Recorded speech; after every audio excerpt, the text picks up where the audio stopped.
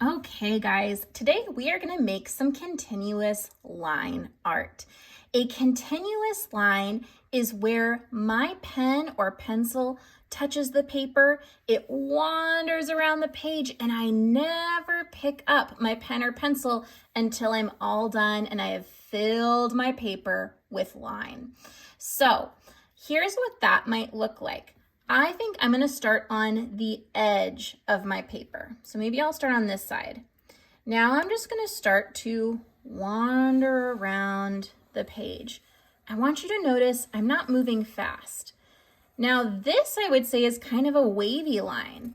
Now maybe I want to change that up and start to do a loopy line. Or maybe I want to do a zigzag line. You can do any kind of line you want, but what we want to do is wander around the page. Now, I'm okay with overlapping my lines. When I overlap my lines, it means that my lines cross over each other. So let's think if I can come up with any other kinds of lines. Ooh, this is a crested line, like when I draw ocean waves. I could do kind of a spiky line like this. I might start to ping pong around different parts of the page. What I want to look for is spots where I haven't really touched with my pen or pencil yet. Right now there's a lot of room in here, so I might go fill that in with some interesting lines. Still not lifting up my paper. If I see a big empty spot, I'm going to use my pen to travel that area. Then once I think I've done a great job filling in any big empty parts of my artwork, like this corner or over here, then I can wander off the side. Now it's my job to decide when my artwork looks done. I want to make sure I've got enough interesting shapes going on by creating those overlapping lines that it doesn't look empty anywhere, but I also don't want it to get so teeny tiny and detailed that I can't really see each of my lines anymore.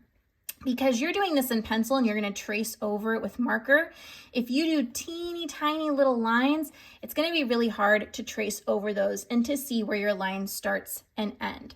So I really tried to take some space. Now I'm going to do this one more time just so we can walk through those steps again.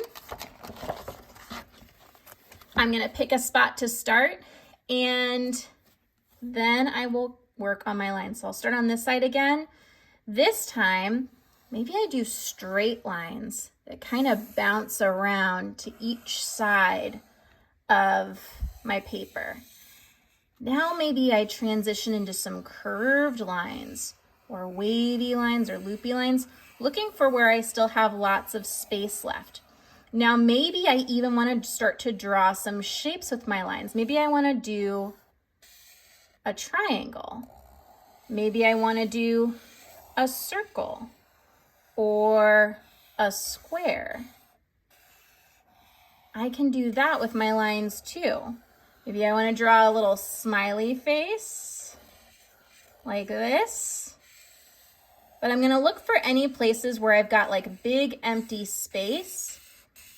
And I'm taking my time. I'm not going too fast. I'm not scribbling.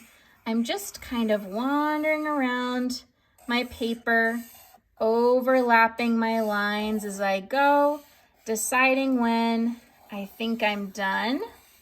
I would say I'm getting pretty close, and then maybe I'll zigzag off the page. So I've got a nice continuous line drawing, lots of different kinds of lines in here. Some are straight, some are zigzag, some are loopy or curvy or wavy.